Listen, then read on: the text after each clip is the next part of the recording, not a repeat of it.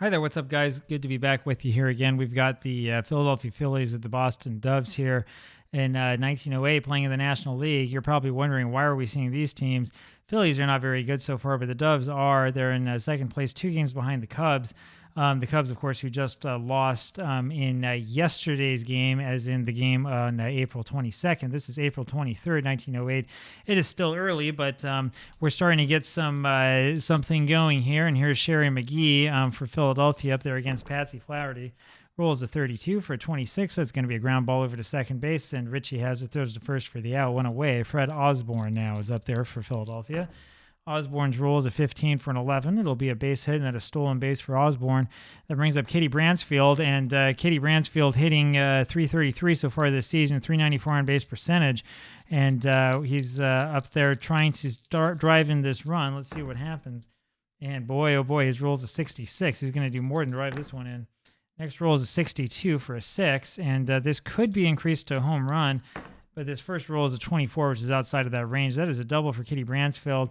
And that scores the run. That brings up John Titus now with a runner on second base. 1-0 Phillies, only one out here in the early going.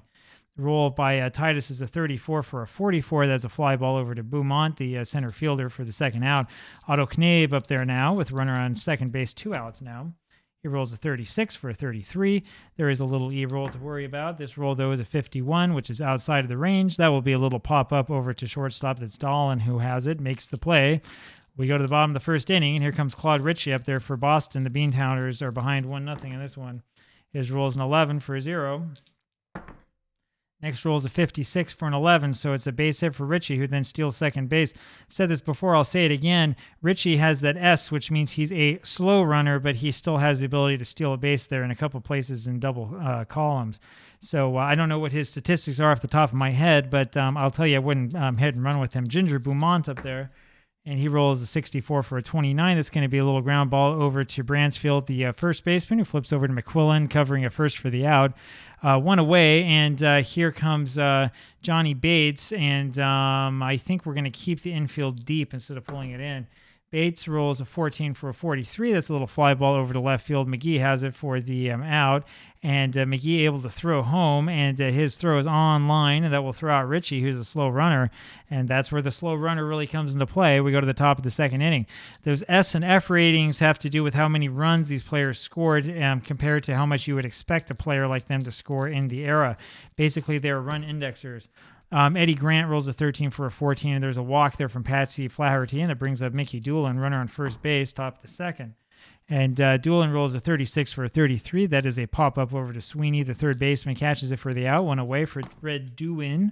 He rolls a 21 for a 30. It's a fly ball over to left field, and it's Brown who has it for the out. 2 away. George McQuillan up there now. And the pitcher rolls a 61 for a 13 and strikes out. We go to the bottom of the second inning, still 1-0 Phillies, and here's Dan McGann. He rolls a 15 for a 10. That's a clean base hit for McGann. Means that there's a runner on first base now for Bill Sweeney. Sweeney's roll is a 12 for a 24, and that's going to be a little ground ball over to Doolin, the shortstop, who has to flip over to first base for the out. And McGann moves up to second base. 1 out now for Bill Dahlin. Doves with another chance to get something going here early on. Just the bottom of the second inning. He rolls a 35 for a 39. It's changed to a 23, and that means that that's a play over as the runner was trying to steal third base. He is thrown out trying to steal, and the third baseman winds up injured. It's going to be Eddie Grant, who needs to be changed here in the field, and we'll put Aaron Courtney in there. Ernie Courtney. That means that Dahlin is still up there, but now with 2 outs.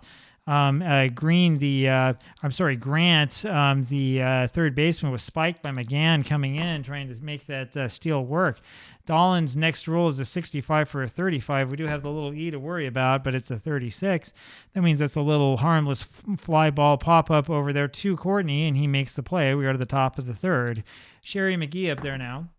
McGee's roll is a 51 for a 10, and that's a base hit, a clean hit for him, and that brings up Osborne. And we are going to hit and run this time with that McGee card. We want to hit and run. And the roll is a 54 for a 45, and that's a little fly ball over to Bates for the first out. That brings up Kitty Bransfield. Let's try it again. And his roll is a 52 for a 27. That's going to be a ground ball over to third baseman Sweeney. Throws over to first for the out. McGee moves up to second, though, with 2 outs, and here's John Titus. Titus rolls a 24 for a 13 and strikes out. And we will go quietly to the bottom of the third inning. And here's George Brown. He rolls a 41 for a 28. That is a ground ball over to Doolin, the shortstop. Throws to first for the out. One away. Peaches Graham up there now. Rolls a 66 for a 6. And that is going to be a double for Peaches Graham. Not exactly the best hitter card in the world, but it's effective. That brings up Patsy Flaherty now with the runner on at second base, and we're going to have him bunt. Obvious thing to do in this situation. He rolls a 34 for a 44. There is a little E option. Let's see what happens. And the roll is an 11, and that will be an error. That ends up being an error on the first baseman, Bransfield, who unfortunately is just not able to make that play cleanly, and that means there'll be runners on first and third with one out here for Ritchie again. Ritchie, of course, was thrown out trying to score just a couple of innings ago. That was at the bottom of the first inning. And so pretty fortunate play there by Flaherty, who's able to get that bunt over to first baseman Bransfield, who was running in trying to cover, and he fumbled the bunt. There is a very good chance here for the Doves to get that run across and at least tie this ball game up. And here comes Claude Ritchie.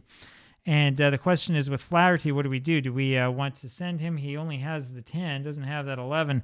I mean, I'm looking automatically over towards 15, result 15, which is where it's most likely to show up. We will roll and swing away, and the roll is a 62 for a 12. There is a little E roll, but if it's not for this, there's a chance that something's going to happen. And the roll is a 31, playing for that double play. And so we do have the infield back. And runner is, that is a double play.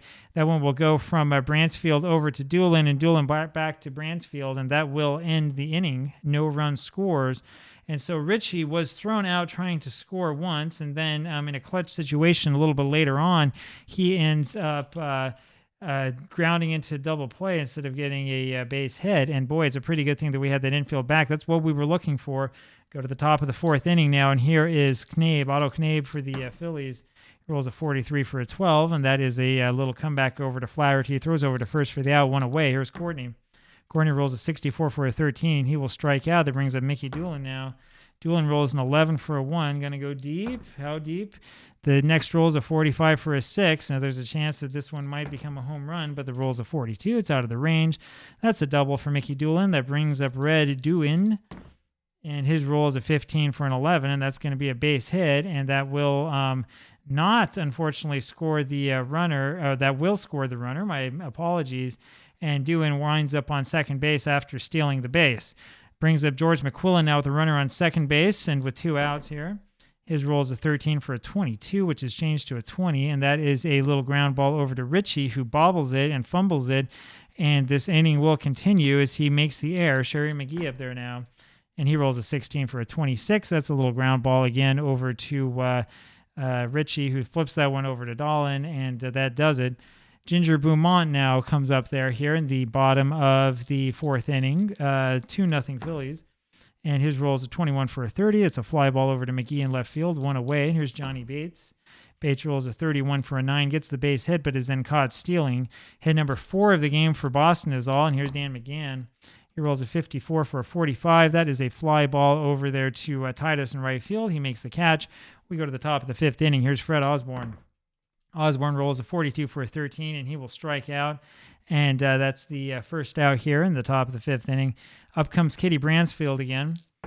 Bransfield's roll is a 16 for a 28. That's a ground ball over to Doolin. Throws over to first for the out, 2 away. And here's John Titus once again. He rolls a 53 for a 16. And that's a fly ball quietly over to Beaumont, the center fielder. We go to the bottom of the 5th, and here's Bill Sweeney. Rolls a 42 for a 13. That's a strikeout. 1 away. Bill Doolin now. Rolls a 36 for a 33. There is, though, a little E. And the roll's a 41 outside of the range. That's a little pop-up over to second baseman Otto Knabe. 2 away, and here's George Brown. And Brown rolls a 56 for a 34. And there is, though, a little E chance, but the roll's a 31. And that's another pop-up over to shortstop, this time to Doolin, who makes the catch for the out. Top of the 6th inning, Otto Knabe. He rolls a 33 for an 8, and there's a base hit for Otto. That brings up Aaron Courtney with the runner on at first base, and he's going to bunt. even though you're up by 2, this is probably the wisest thing to do, and it ends up not working out. He rolls an 11, which is normally a base hit. That turns into a bunt, so it's a little bunt over to McGann, who throws over to Ritchie covering at first. And you just don't know what Flaherty was going to throw up there. He grooved one in there, but it turned into a bunt. Here comes Mickey Doolin, who's hitting 143, but his roll is a 33 for a 0, so this will help his average a little bit. The next roll is a 26 for a 2. I'm sorry, for a 6, and there is a chance for a home run, but the roll's a 53. Out of the range, that is a double. That will score Otto and make this a 3-0 game now for Philadelphia. Red Doolin comes up there now with a runner on second base. His roll is a 55 for an 8, and that's a single, and that will score, I believe, no, that will not score the run. Doolin gets the base hit, but the runner is thrown out at home as Beaumont making the throw. Doolin then advances over to second base, which means that he avoids being caught stealing. There are 2 outs, though, now for George McQuillan, runner on second base. And the roll's a 55 for a 9. That's a little ground ball over to McGann, who does it himself. And we go to the bottom of the 6th inning. Peaches Graham up there now. Roll's a 41. This thing is frozen on me again. So hold on a second. All right, we're back here, and let's go ahead and undo what happened here. So we're going to undo the last roll by McQuillan. We're back here still with the runner on his second base, and the roll should have been a 41. 41 means a 27. That is a ground ball over to Sweeney. Sweeney makes the play over to first base, and that does it. We go to the bottom of the 6th inning now, still 3-0 Phillies. Here's Peaches Graham. Peaches Graham rolls a 14 for a 43. It's a fly ball over to left field. McGee has it. There's one away. Here's Patsy Flaherty now. And his roll is a 35 for a 13. That's a strikeout for Flaherty. And with 2 down, here's Claude Ritchie. And Ritchie rolls a 51 for an 8, and that's a little fly ball over to center field. Osborne's got it for the out. We go to the top of the 2nd. Sherry McGee will roll a 56 for a 13, and he'll strike out. That's strikeout number 5 for Flaherty so far, though in a losing cause. Fred Osborne rolls a 25 for an 8. There's a single to left center field. Hit number 9 for the Phillies, and that brings up Kitty Bransfield. And he will swing away. Of course he will. He rolls a 25 for a 10. Single sends Osborne to third base. Bransfield then will steal a base as John Titus is up there. So runners are on second and third now. Top of the 7th inning, only 1 out, and Titus can really blow this game open. And his roll is a 16 for a 26. And that's going to be a little ground ball over to second base. Ritchie has it, throws over to first, and the runners advance. Notice that if we had the infield in, that would have been a single. Of course, we're not going to have the infield in when you're down 3-0. Down 4-0 now, and here's Otto Knabe. And he rolls the 31 for a 14 and walks. It's the second walk given up by Flaherty, and here comes Ernie Courtney. Courtney, of course, came in after that injury, rolls a 22 for an 8, and that's a fly ball over to center field, and Beaumont has it for the out. We go to the bottom of the 7th inning, and here comes Ginger Beaumont. And he's got to get something going. He rolls a 61 for a 40, which has changed to 23, and that is a little swinging bunt, and Doolin grabs it, throws over to first base, but his throw is wild, and Beaumont ends up on first base after the error. Second error of the game on the Phillies. Brings up Johnny Bates, and he rolls a 63 for a 31. It's a fly ball out to Osborne, who makes the catch in center field. 1 away. Here's Dan McGann. He rolls a 21 for a 30, and that's a fly ball this time over to McGee and left. 2 out, and here's Bill Sweeney. Sweeney rolls a 34 for a 44. Little E roll does come up. And the little E roll is a 21, which is within the range, which means that is changed over to a ground ball over to Doolin, the shortstop, who boots it. Beaumont able to move to third. Sweeney is the runner on first. Brings up Bill Dolan here with runners on first and third, bottom of the 7th inning. And he rolls a 15 for a 10, and that is a single over second base that will score 1. But the other runner is thrown out at third base. Osborne throws down to Courtney, and they're able to make the play. We go to the top of the 8th inning, 4-1 now. Phillies. And Doves with a little bit of a chance to come back, but really weren't able to take much advantage of that. And here's Mickey Doolin. He rolls a 64 for a 13 and strikes out. And here comes Red Doolin. 6 strikeouts for Patsy Flaherty. He rolls a 51 for a 9. There's a pop fly over to third baseman Sweeney for the second out. Here comes George McQuillan. He rolls a 22 for an 8, and there's a single to left center field. So hit number 11 for the Phillies as Sherry McGee lumbers up there. He rolls a 31 for a 9. That's a ground ball over to Sweeney, the third baseman, who throws to first for the out. Go to the bottom of the 8th inning, and here's George Brown. Rolls a 24 for a 13. There's a strikeout. Only strikeout number 3 for McQuillan. That'll bring up Peaches Graham. We'll keep him in there. He rolls a 55 for an 8. There's a ground ball over to Doolin, who makes the play cleanly, throws to first for the out. 2 away. Here's Patsy Flaherty. He rolls a 46 for a 13, and there's strikeout number 4. We go to the top of the 9th inning. Fred Osborne comes up there now for the Phillies, and the Doves are really, really running out of time. Osborne rolls a 25 for an 8, and there's another base hit number 12 given up by Flaherty. That will bring up Kitty Bransfield, and we're going to go ahead and just swing away with the 3-run lead, and the result's a 56 for 34. We do have a little E roll to worry about, but it's a 43 out of the range. That's a little high fly out, high pop fly over to Dahlin. The shortstop went away.